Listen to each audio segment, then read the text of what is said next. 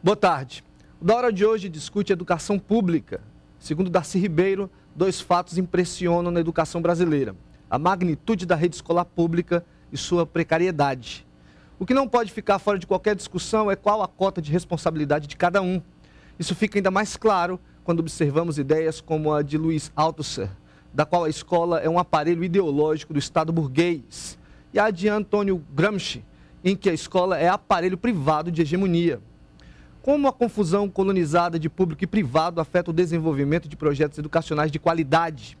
Hoje no Brasil, há mais de 55 mil escolas públicas, e quantas dessas levam em conta a cultura local? O pensamento freiriano, tão próximo de nós, está longe da realidade da maioria. Para iluminar a sombra, convidamos Carlane Holanda, socióloga e educadora. Tudo bem? Boa tarde, tudo bem? Paulo André Rocha, professor de filosofia. Oi. Tudo bem? Tem uma pequena confusão, né? José Renato Vieira de Freitas, geógrafo e educador. Olá. Agora eu acertei. Boa tarde. Tudo bem? E Jorge Luiz, sociólogo e educador. Boa tarde. Primeiro eu gostaria de saber o seguinte: qual é ou como está a condição do professor brasileiro que dá aula em colégios públicos hoje? Posso começar contigo? Quando a gente fala, Pode falar. quando a gente fala em escola pública, se pensa em precariedade, como você falou, se pensa em todas as questões ligadas a pouca remuneração, violência, a falta de incentivo que muitas vezes a classe acaba tendo. Só que a gente tem que observar que o professor hoje, ele tem um papel não só de repassar conhecimento, não só de ser aquele repassador, mas ele tem um papel, principalmente na escola pública, de ser um incentivador.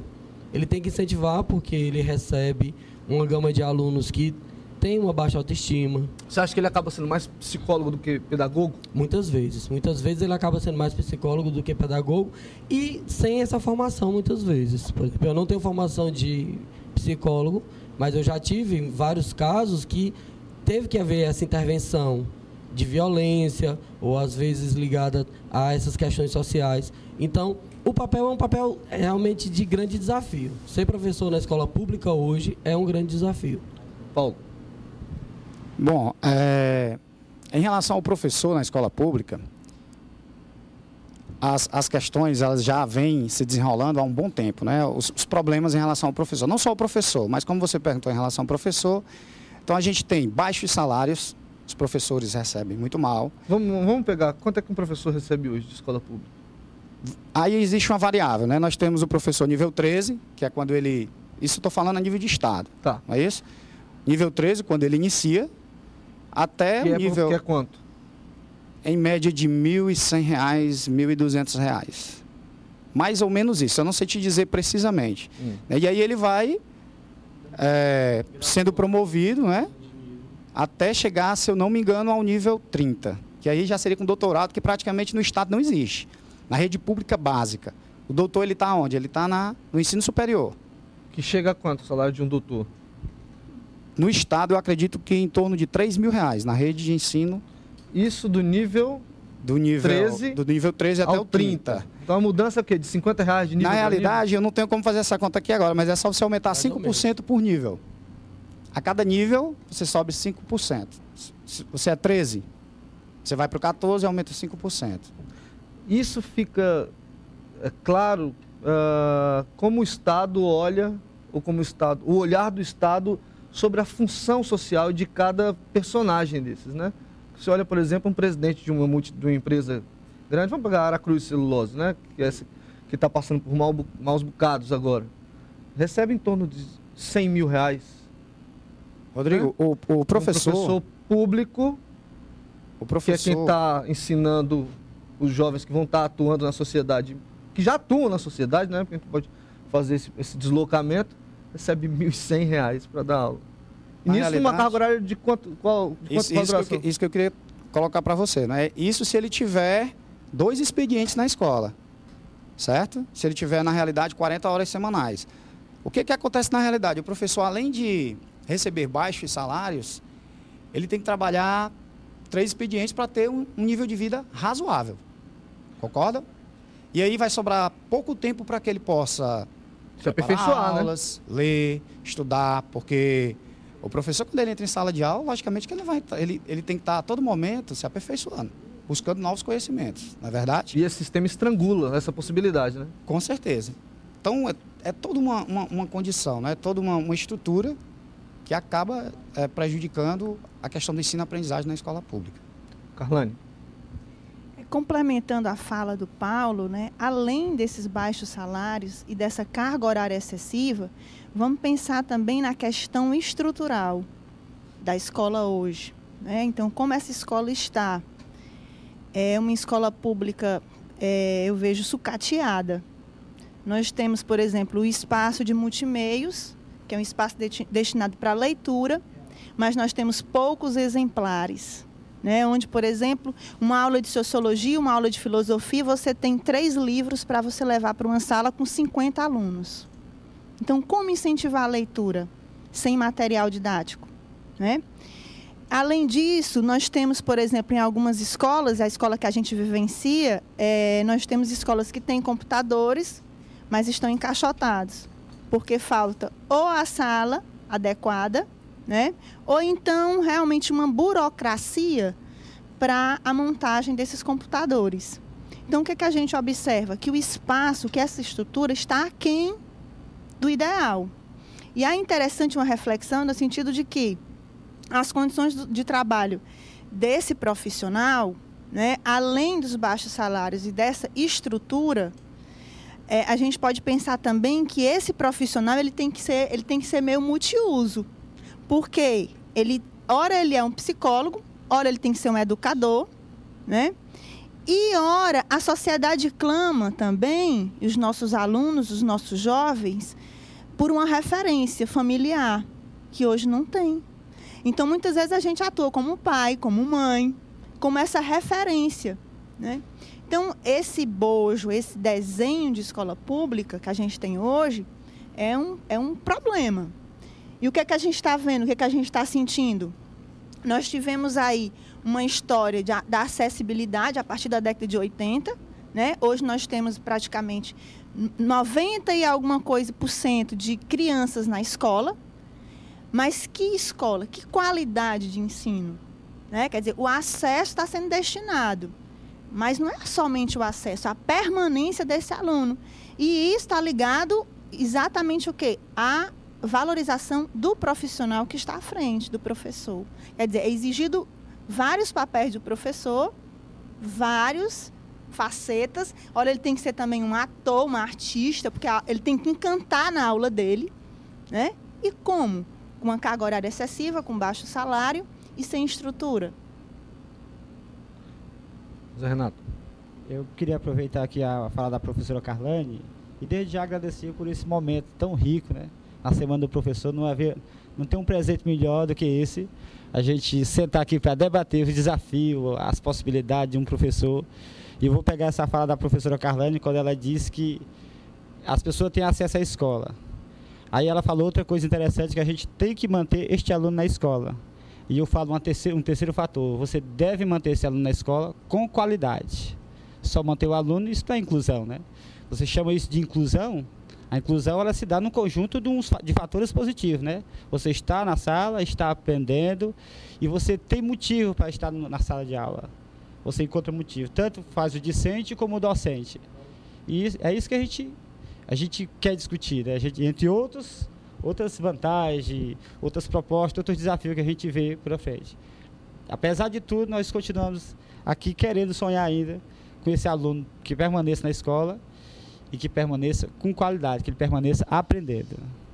Nós estamos vivendo não uma crise, né? Porque essa crise econômica é que está na mídia, mas uma crise, acho que em todos os setores da sociedade, né?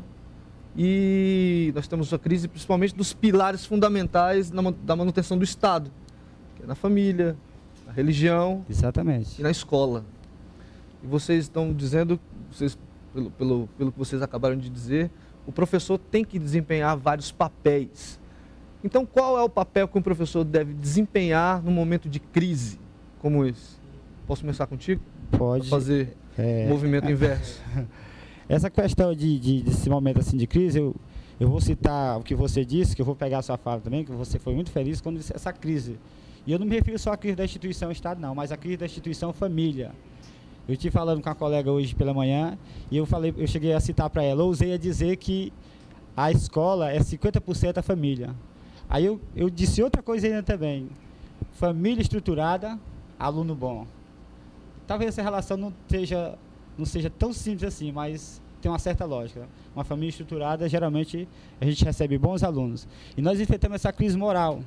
Hoje eu vejo uma crise moral, o professor tem que incluir o aluno no mundo de hoje e fazer o cara, ele selecionar as coisas, agir de uma forma crítica, inserir o aluno no contexto que ele está, neste meio que ele está, de tecnologia, de ciência e de muita confusão, né? A gente vive alguns atores chegam a falar dessa confusão dos espíritos.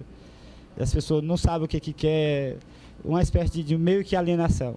Então, o grande desafio é esse, quando eu falo dessa crise, você pegar um aluno que não tem estrutura de família, que é comum a esses profissionais que estão aqui debatendo aqui hoje, o aluno que não tem mãe, não tem pai, ou a mãe e o pai está preso, e você querer educar esse cara, cadê a esperança dele? Cadê a motivação que ele tem? Como já passou isso comigo e com certeza com os colegas aqui. Então, você incluir ele nesse cenário, este é um desafio e tanto. Papel social do educador, do professor hoje. Né? A deixa foi essa. Eu fico pensando assim, não tem como definir e não tem como deixar isso estático. Vai ser esse o papel, né? O que a gente sente é que esse profissional hoje, ele tem que ser multifacetário, né? Ele tem que, de acordo com esses contextos vividos, ele vai, né, dando as respostas. Agora só, Rodrigo, que diante da crise que a gente vive hoje, de sociedade, né? Então, acho que o fio condutor da sala de aula, dos corredores, do pátio, dos intervalos, tem que ser a questão da conscientização, da reflexão. E crise tem um significado, ele é recebido, né? O receptor recebe essa palavra como algo negativo, mas a crise é mudança. É a oportunidade de mudança. É a oportunidade de melhorar, né?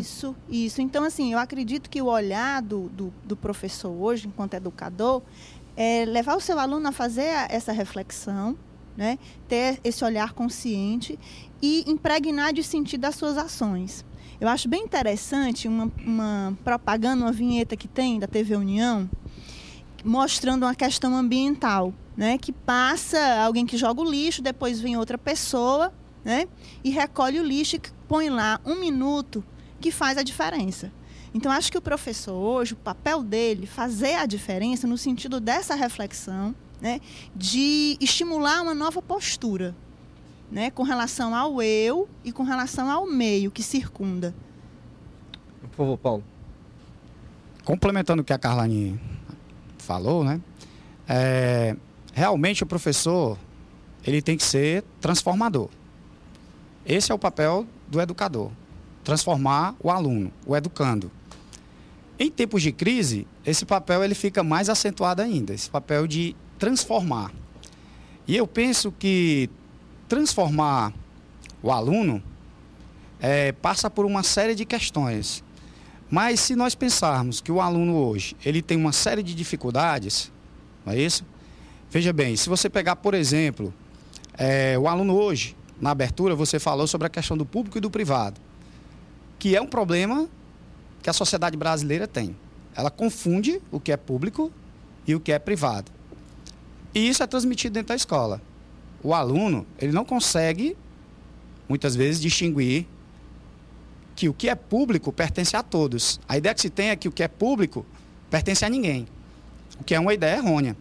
Então, o professor ele tem que conscientizar o aluno de que a coisa pública pertence a todos e que o aluno é um agente transformador dessa coisa pública, é um agente transformador da sua própria vida. Então, a partir dessa transformação de visão do próprio aluno em relação ao que é público e tomando a sua vida como ele sendo o agente desta vida, aí o professor está realizando realmente um papel importante nesse tempo de crise, né? Nesse momento de crise. Jorge, eu vou deixar você para o próximo bloco, tá? Só porque você é sociólogo, como o Fernando Henrique Cardoso. Voltamos já.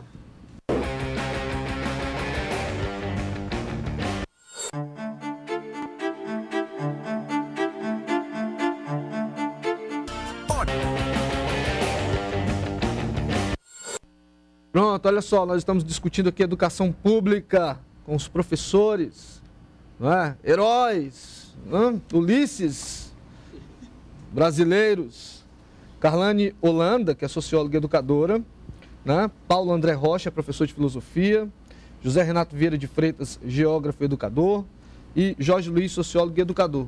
No bloco passado eu fiz uma pergunta, vocês três já responderam, está faltando aqui o Jorge Luiz, que eu quis dar um castigo nele.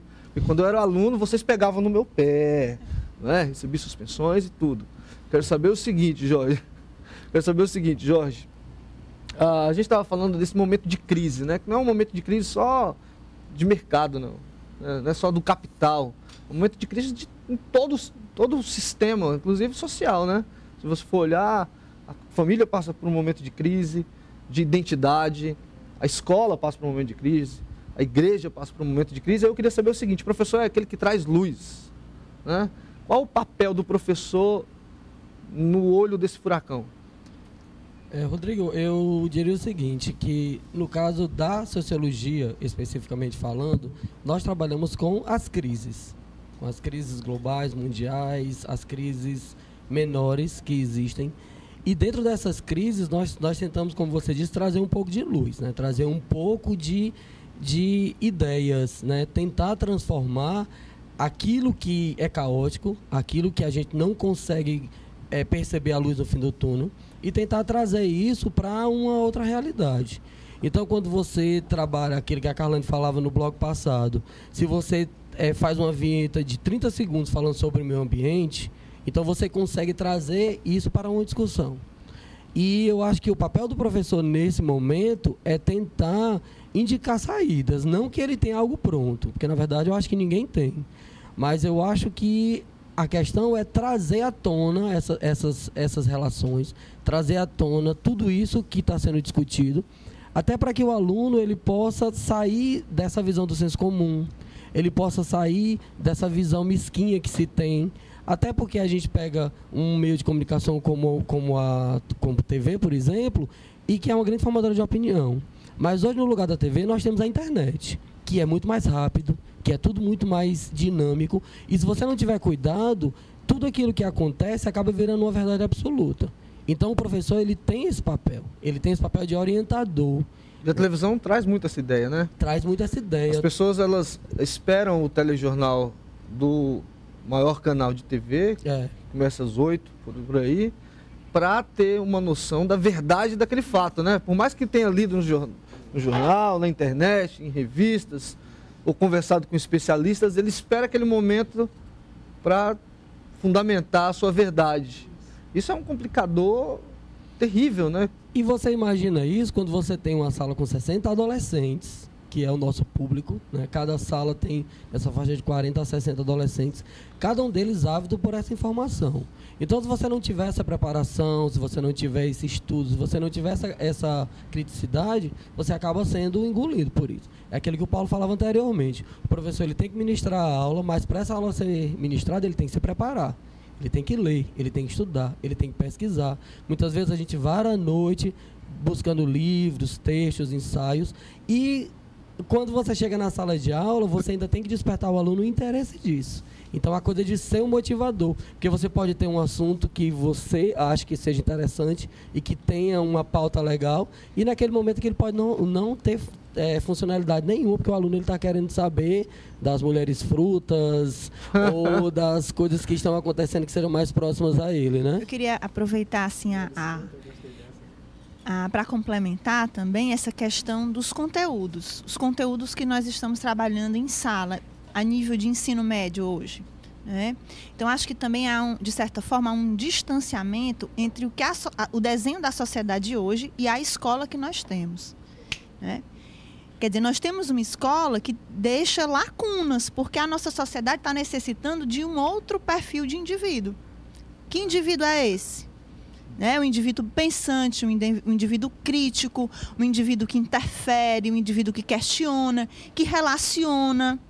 as coisas. Então, nós temos um currículo encharcado de conteúdos. E muitas vezes não há uma reflexão da escola.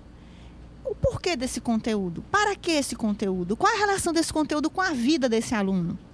Então, assim, a questão da evasão... Isso em todos os níveis, né? Desde o terceiro grau, que não é mais terceiro grau, superior, desculpa, porque eu ainda era da época do primeiro e segundo grau, né?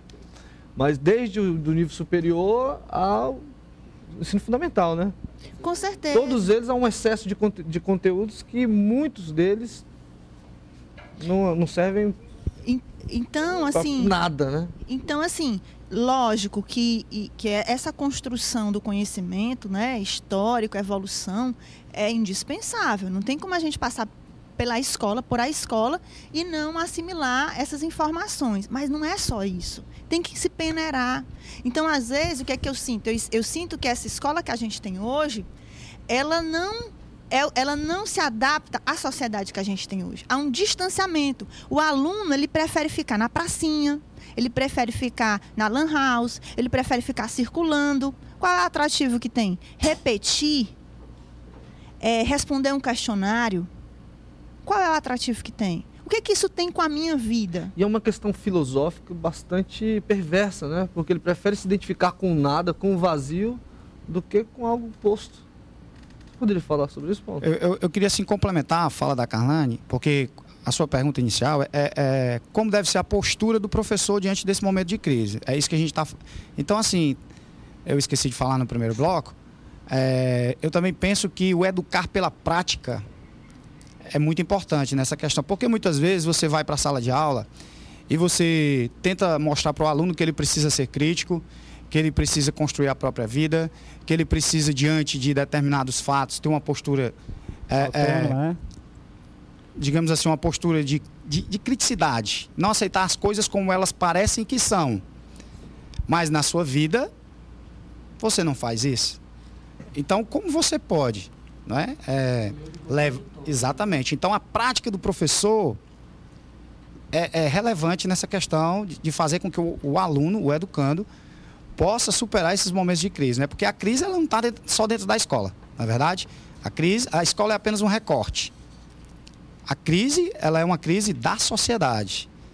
Então, é necessário que se veja também a questão da sociedade. É isso? E o contato com a realidade, né? Eu estava conversando com um grande amigo meu, que é o professor Daniel Lins, acho que é o maior filósofo cearense sempre, e ele disse uma coisa muito interessante. Ele disse o seguinte: o que você tem que buscar é o contato com a realidade, porque o contato com a verdade você só vai ter quando morrer, né? E é muito... Eu acho que isso é muito sério. Aí eu coloco para vocês a seguinte questão. Ontem eu estava conversando com o professor Expedito, que é um gênio, né? Pai do biocombustível, e a gente estava conversando sobre o que acontece com o milho, por exemplo, nos Estados Unidos, né? Que contaminou o pensamento do mundo inteiro em relação aos biocombustíveis, como se eles fossem ser responsáveis pelo aumento de preço dos alimentos. E o professor Expedito levantou uma questão muito interessante. Será que isso não foi pensado? Porque a cana-de-açúcar não tem nada a ver com o milho, né? O milho subsidiado pelo governo americano, que, né? Uma estratégia... Engrenagem. Aí eu pergunto para vocês, que é uma colocação que eu estou trazendo, é só um comparativo que eu quero trazer para a sala de aula. Há bem pouco tempo teve uma matéria muito interessante sobre de uma escola aqui de Fortaleza que tinha alguns computadores numa sala trancada, né? E o professor... A diretora da escola falou assim: olha, é o seguinte, eu não posso colocar esses computadores para os alunos porque eles vão quebrar. Será que isso é arquitetado?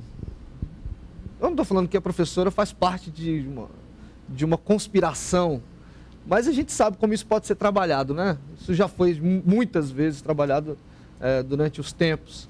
Como é que vocês observam isso? Rodrigo, a gente tem que observar, quando você fala nessa questão de educação e a escola pública, que existe uma coisa muito perversa, que é a questão numérica, é a questão de dados, é a questão de que tem que tantos por cento, 90%, 80% das crianças tem que estar na escola, ou a escola recebeu 40, 50 computadores. Sim, a escola recebe. A escola recebe as crianças. E aí? Mas depois desse momento? Depois que essas crianças estão matriculadas, ou esses adolescentes estão matriculados, depois que esses computadores chegam, e aí? Qual é o trabalho que pode ser feito com isso? Então a questão não é só a escola ela ter esse material. É saber como esse material ele pode ser trabalhado e, principalmente, saber como isso vai ter reflexos depois. Você está dizendo, então, que o Estado, que eu estou falando de forma vertical, né? Não certo. Querendo apontar para um ou para outro. Ele não está sabendo lidar com essas novas tecnologias. Ele só não coloca, sabe. Mas sem se preocupar com uma formação de quem está recebendo. Exatamente, porque aquilo que a gente falava anteriormente, o professor ele tem que ter todo esse contato e, na verdade, muitas vezes ele não é preparado. Então, você tem que pensar em estratégias de como você vai fazer a utilização daquilo. Porque se você for falar de forma geral, existem professores que não sabem mexer em internet, existem professores que não sabem mexer em computador, existem professores que não sabem mexer em data show, e a escola às vezes tem aquele material e a direção ela diz, olha, a escola tem, então cabe a você buscar mecanismos de como você colocar isso em prática. E aí volta-se aquela questão novamente. Será que esse professor ele está sendo preparado de forma geral? Na verdade, ele se prepara, mas ele se prepara de forma individual. Eu busco conhecimento, eu busco aperfeiçoamento, né, na primeira pessoa. Mas a coisa, ela é coletiva. Aqui nós somos coletivos. Então, será que como isso deve ser pensado? Então, são essas questões que eu acho que nesse momento é válido que a gente levante, né? Pegar o professor não apenas como repassador de conteúdo, como eu já falei anteriormente, mas aquela pessoa que se prepara e que tem um valor social muito grande, né? Que tem que ter esse valor social e que essa sociedade ela tem que olhar o professor não como coitadinho ou não como aquele, ele não conseguiu fazer nada, ele vai ser professor. Ou qualquer pessoa entra para ser professor. O médico vai dar aula de biologia, o enfermeiro vai dar aula de ciências, e não é assim que a coisa deve funcionar. A coisa deve funcionar aquele que realmente acredita nesse papel e que se prepara para isso, e que ele estuda, ele lê, ele se prepara, e que mesmo com todo esse preparo, a gente às vezes não tem um bom resultado. Então, falando nessas questões, existe, né, toda uma sociedade que necessita desse profissional, mas também existe a mesma sociedade que não sabe a valorização dele, ou que se sabe não coloca essa valorização em prática. Paulo. A tua pergunta, Rodrigo, é em relação, você falou que não se usa o computador, se isso era orquestrado, é isso? Os computadores estão na escola, mas não se usam. Não, se esse pensamento faz parte de um... Pronto, mesmo que esse pensamento... De um todo, né? Pronto, muitas vezes você age sem saber por que assim, eu estou usando o computador, é uma metáfora para tudo, né? Para o resto. Uhum. Não significa que seja só o computador, eu estou falando de outras tecnologias que poderiam ser usadas para beneficiar o professor e o aluno, e que muitas vezes não é com a desculpa de que os alunos são bárbaros, que é assim que todo mundo, as classes não dominantes são tratadas na história da humanidade, né? Na verdade, a escola moderno. A escola ela retrata dentro